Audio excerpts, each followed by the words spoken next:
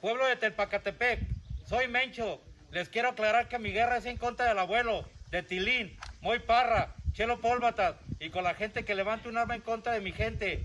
Le pido a toda la gente inocente que no salgan de sus casas, no queremos afectarlos. Ustedes saben bien que a mí me gusta apoyar al pueblo, siempre veo por su bienestar.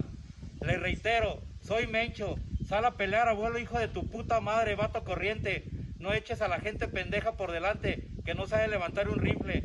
Y ustedes, Guardia Nacional de Tepalcatepec, de la nómina que les da el abuelo, yo les doy el doble, y sin necesidad de mandarlos a pelear como los manda el abuelo. Yo lo único que ocupo es que no me estorben cuando voy a pelear mi gente.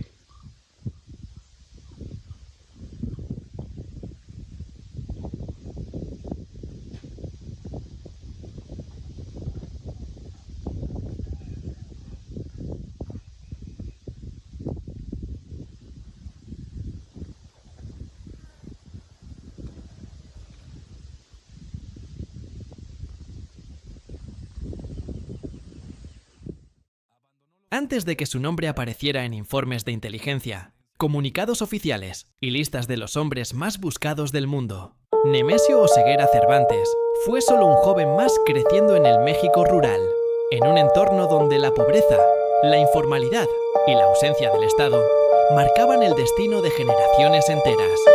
Nació en el año 1966, en el estado de Michoacán, una región históricamente golpeada por la desigualdad y el abandono institucional. Su infancia transcurrió entre carencias, trabajos tempranos y una realidad donde las oportunidades eran escasas y las opciones de progreso casi inexistentes. En ese entorno, la ley no siempre era la que imponía el orden. Muchas veces lo hacía quien tenía más fuerza, más contactos o más dinero. Desde muy joven, Nemesio entendió que sobrevivir no era suficiente. Había que moverse, adaptarse y encontrar una salida distinta a la vida que parecía escrita de antemano. Como miles de mexicanos en los años 80, decidió cruzar la frontera hacia Estados Unidos. No lo hizo buscando fama ni poder, sino trabajo.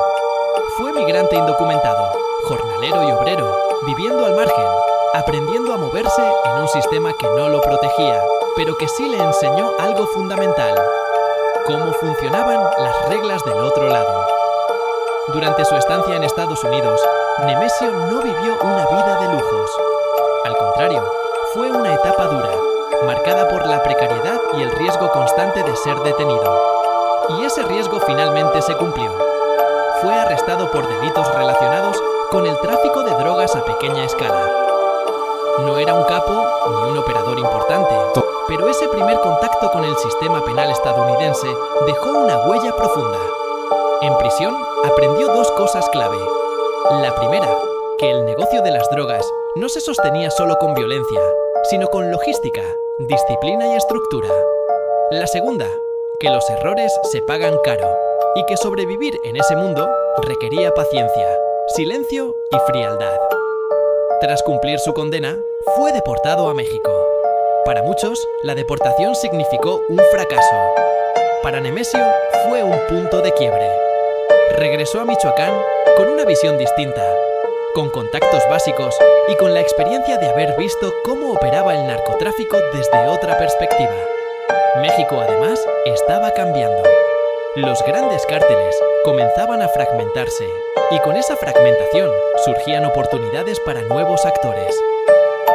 Fue en ese contexto donde Nemesio se vinculó con estructuras criminales locales, integrándose poco a poco al Cártel del Milenio. No llegó como líder ni como figura visible. Llegó como operador, como alguien dispuesto a hacer el trabajo que otros evitaban. Su ascenso inicial no se dio por carisma, sino por eficiencia. Era discreto, cumplía órdenes y no llamaba la atención innecesaria. A diferencia de otros jóvenes que buscaban reconocimiento rápido, Nemesio optó por el bajo perfil. Observaba, aprendía y esperaba. En un mundo donde muchos caían por exceso de confianza o por ambición desmedida, él se movía con cautela. Esa actitud le permitió sobrevivir cuando otros no lo hicieron. Con el tiempo, comenzó a ganar la confianza de mandos superiores. Se le asignaron tareas más delicadas, relacionadas con seguridad, control territorial y eliminación de amenazas internas. ahí donde empezó a forjarse la reputación que más tarde lo definiría. La de un hombre implacable, disciplinado y absolutamente leal, mientras esa lealtad fuera recíproca. Los años pasaron y el Cártel del Milenio comenzó a fracturarse por presiones del gobierno y disputas internas. Muchos de sus integrantes fueron detenidos o asesinados.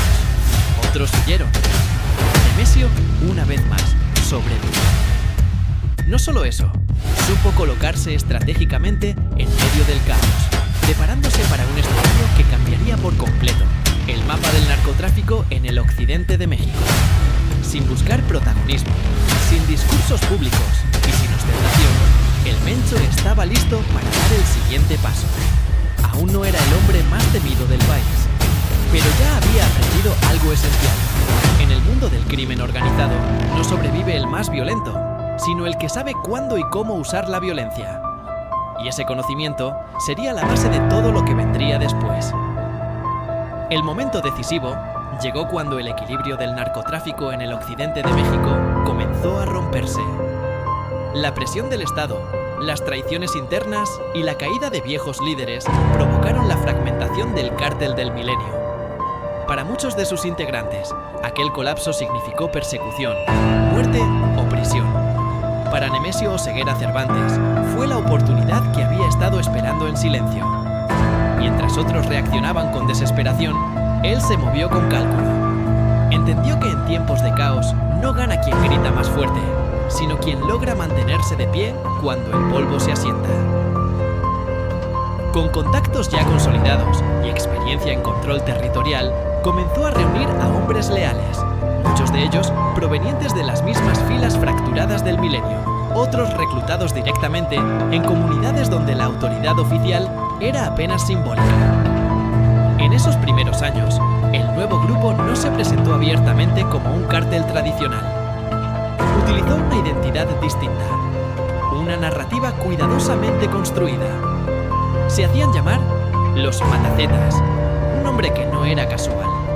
Con él buscaban enviar un mensaje doble. Por un lado, advertir a organizaciones rivales.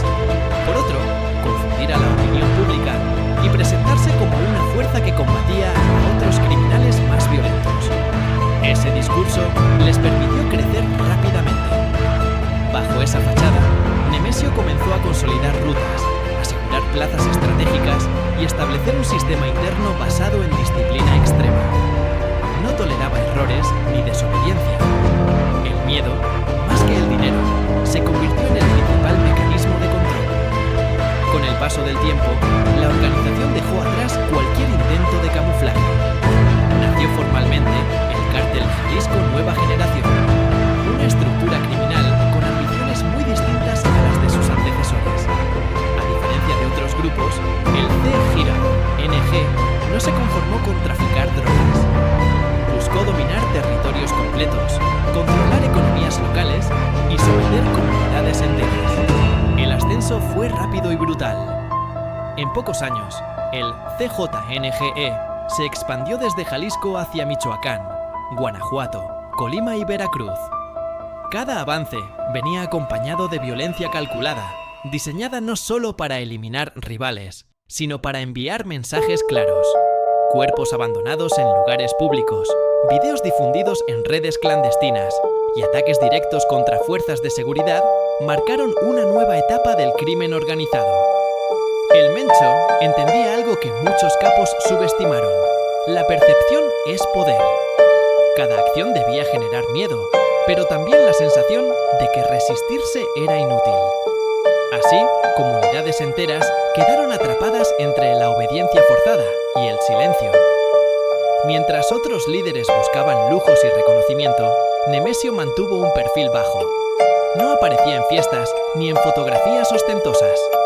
No concedía entrevistas ni construía una imagen pública glamurizada. Su autoridad no se basaba en la fama, sino en la certeza de que sus órdenes se cumplían sin excepción. El CJNG también innovó en su estructura. Incorporó tácticas casi militares, convoyes armados, armamento de alto poder y una red de informantes que le permitía anticiparse a operativos del gobierno. En más de una ocasión, El grupo demostró capacidad para enfrentar directamente al Estado, algo que pocos cárteles se habían atrevido a hacer de forma tan abierta. Ese desafío frontal cambió por completo la relación con las autoridades. El Mencho pasó de ser un criminal regional a convertirse en uno de los objetivos prioritarios del gobierno mexicano y de agencias internacionales. Se ofrecieron recompensas millonarias, se desplegaron fuerzas especiales y se diseñaron operativos exclusivamente para capturarlo. Pero cada intento fallido reforzaba su mito. Cada emboscada sobrevivida, cada operativo frustrado aumentaba su reputación como un hombre intocable. Dentro del mundo criminal, su nombre comenzó a pronunciarse con una mezcla de respeto y terror. Dentro del Estado, se convirtió en símbolo de todo lo que la estrategia de seguridad no lograba controlar. Para ese punto, el Mencho ya no era solo un líder criminal. Era el eje de una organización que había redefinido las reglas del narcotráfico moderno en México. Su ascenso no fue producto de un solo golpe, sino de años de cálculo, violencia selectiva y una comprensión profunda de cómo llenar los vacíos que el poder legítimo había dejado. Sin embargo, cuanto más alto se llega, más visible se vuelve la caída. Y mientras el CJNG alcanzaba su máximo poder, también comenzaban a acumularse las tensiones internas, las pérdidas familiares y la presión implacable de un Estado decidido, tarde o temprano, a cerrar el círculo. Durante décadas, su nombre fue sinónimo de violencia, poder y guerra abierta contra el Estado. Pero ningún reinado criminal dura para siempre. El mismo hombre que alguna vez supo transformar un grupo fragmentado en una organización capaz de desafiar a un país entero, terminó enfrentando el peso combinado de las fuerzas que durante años intentaron detenerlo. El domingo 22 de febrero de 2026 pasará a la historia como uno de los días más importantes en la lucha contra el narcotráfico en México. En un operativo de alta complejidad, coordinado por el Ejército Mexicano, la Guardia Nacional y otros cuerpos de seguridad, las autoridades localizaron y atacaron el lugar donde se encontraba el Mencho, en el estado de Jalisco, cerca de Tapalpa. La confrontación fue violenta y rápida. La operación, planeada con inteligencia precisa y apoyo internacional de agencias aliadas, desató un enfrentamiento armado en el que varios de los hombres más cercanos a El Mencho cayeron junto a él. Según los informes oficiales, el narcotraficante resultó herido durante el combate y falleció mientras era trasladado a la Ciudad de México para recibir atención médica especializada. La confirmación del deceso no tardó en llegar. Las fuentes federales mexicanas emitieron comunicados oficiales y medios de comunicación de todo el mundo comenzaron a informar que Nemesio Oseguera Cervantes, líder del cártel Jalisco Nueva Generación, había sido abatido por fuerzas del Estado. Sin embargo, la muerte del capo no marcó el final de la violencia. Muy al contrario, fue apenas el inicio de un desorden civil de gran magnitud en varias partes del país. Apenas se conoció la noticia, células y grupos que aún le eran leales respondieron con violencia coordinada. En Jalisco, Michoacán, Guanajuato, Colima y otros estados del occidente y centro de México, se reportaron bloqueos de carreteras, vehículos incendiados y enfrentamientos con fuerzas federales, en un intento por sembrar el caos y desviar la atención de la falla de su líder. Ciudades importantes como Guadalajara y destinos turísticos como Puerto Vallarta vivieron momentos de pánico. Las autoridades tuvieron que suspender vuelos, cerrar vías de comunicación y emitir alertas de seguridad para la población local y visitantes extranjeros. La violencia fue tan amplia que gobiernos extranjeros, incluyendo el de Estados Unidos y Canadá, emitieron advertencias de seguridad y solicitaron a sus ciudadanos en determinadas zonas que permanecieran en resguardo hasta que las tensiones disminuyeran. Este impacto inmediato sobre la vida civil no solo reflejó la capacidad de reacción que aún tenía el CJNG tras la caída de su líder, sino también la fragilidad del orden público en regiones donde el Estado ha luchado por consolidar autoridad plena durante años. Con su muerte, la estructura del cartel ingresó en una etapa de dispersión y lucha interna. La ausencia de El Mencho dejó un vacío de poder que varios grupos rivales y facciones internas comenzaron a intentar llenar, desencadenando conflictos que ahora se traducen en una violencia descentralizada y peligrosa. Para el gobierno mexicano, este golpe representa una victoria importante en su estrategia de seguridad, un logro que se había buscado por años y sobre el que se esperaba que pudiera debilitar a una de las organizaciones criminales más poderosas y peligrosas del mundo. Sin embargo, la caída de El Mencho también expuso algo inevitable. Cuando un símbolo de terror y poder criminal desaparece, no siempre llega la paz inmediatamente, sino que primero emerge un nuevo capítulo de incertidumbre. En muchos lugares, la violencia continuó. Las comunidades sintieron el impacto directo en su vida cotidiana y la estabilidad civil quedó en entredicho, mientras los remanentes del CJNG y otros grupos evalúan nuevas alianzas, nuevas batallas y cambios en la geografía del crimen organizado en México. Así termina uno de los capítulos más sangrientos y complejos en la historia del narcotráfico mexicano, con la muerte de un hombre que desde sus humildes orígenes llegó a desafiar a un estado entero, y con un país enfrentando, una vez más, las consecuencias de una guerra sin vencedores claros. Y así termina la historia de un hombre que pasó de la pobreza rural al poder criminal más temido del continente, y cuya caída volvió a sacudir a todo un país.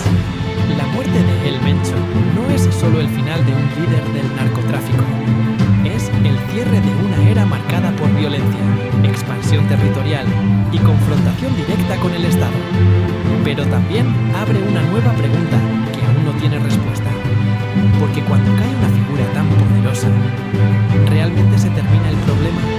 ¿O simplemente comienza otro capítulo aún más impredecible? La historia nos ha demostrado que los vacíos de poder rara vez permanecen vacíos por mucho tiempo. Ahora quiero leerte a ti. ¿Crees que la caída de El Mencho traerá estabilidad a México o provocará una nueva ola de violencia aún más fuerte? Déjalo en los comentarios. Tu opinión es importante y abre el debate. Si este video te ayudó a entender mejor cómo comenzó, creció y terminó uno de los capítulos más impactantes del narcotráfico moderno, suscríbete al canal. Aquí analizamos las historias completas, sin sensacionalismo y con contexto profundo. Activa la campana para no perderte la siguiente parte, donde analizaremos qué puede pasar ahora con el equilibrio criminal en la región. Nos vemos en el próximo video.